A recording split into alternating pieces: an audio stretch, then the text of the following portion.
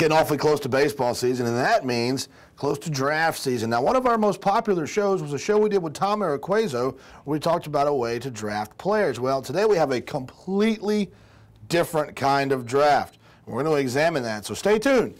It's the draft edition of Clubhouse Gas.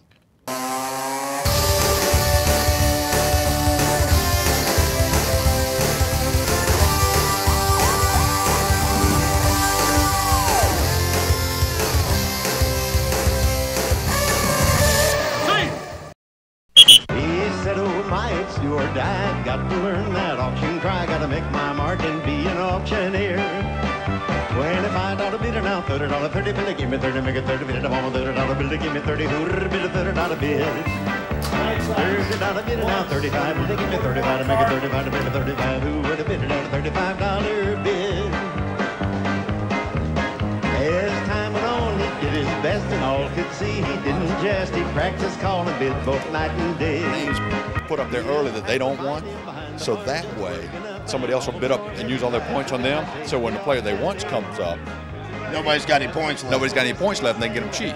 So you get this back and forth. Well, in our league,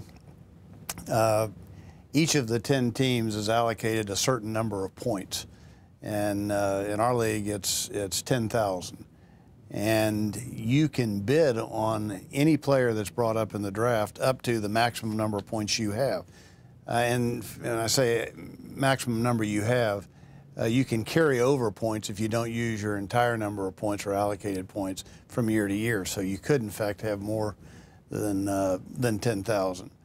But so you get the allocated points, and typically what will happen is each coach will list 20 players that they think should be drafted, and then at the beginning of the draft, each coach will pick a number, which will pick the order. So if I pick number 1, then the first name on my sheet of 20 would be the first name that was offered up for the auction.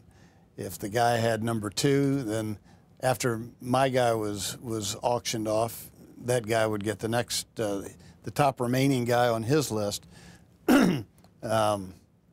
would be put up for auction after that, and you work your way through it. And each time a guy is auctioned, it gets scratched off of each succeeding person's sheet, and you work your way through it. And pretty much you'll get through, I'd guess, maybe 65, 70, maybe even 80% of the guys in a particular draft, their names will be brought up in that manner. If we get to the end of it, everybody hasn't selected their full allocation of players, then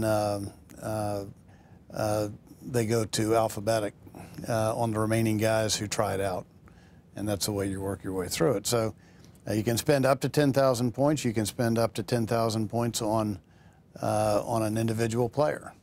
Typically what happens, and the way the coaches will do it, and I'm not sure that everybody does it this way, but you'll look at, historically, if there's 60 kids that are going to get drafted, they'll look historically at what each of those 60 slots has gone for.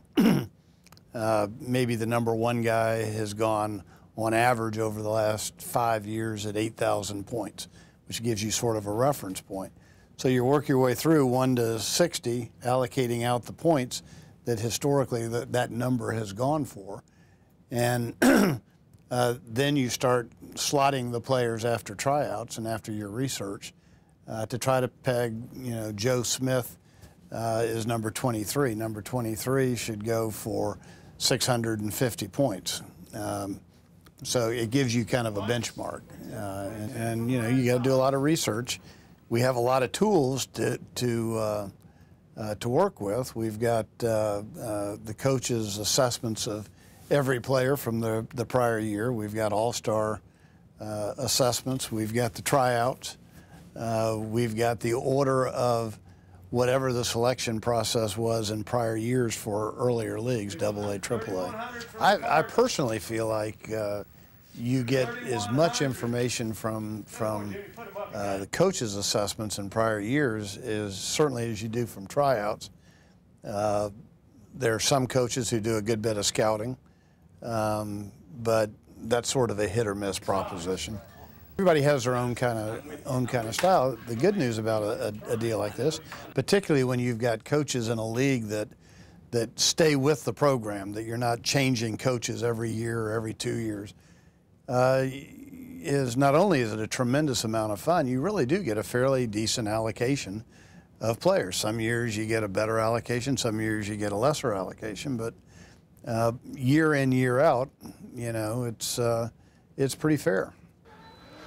So much information, hopefully you can digest it. If not, go back and watch the show again, and then go to our message boards and post your comments or questions. We'd love to hear from you and hear about your kind of draft. Maybe we'll do a show on that also. That's going to do it for us today, and we'll see you right back here tomorrow for another great edition of Clubhouse Gas.